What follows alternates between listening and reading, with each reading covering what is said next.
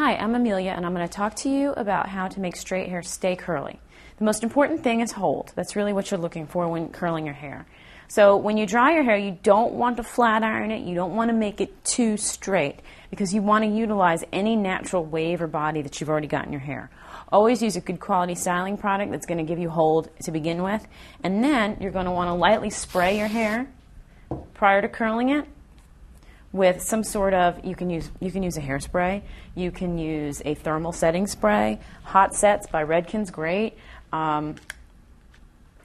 There's another good one by Kenra, thermal setting spray.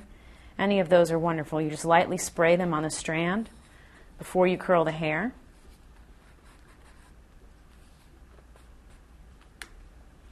Once you curl it, then I go back and I spray it again. Another technique that you can use is when you curl the hair, after you've curled it, you pin it and let it cool.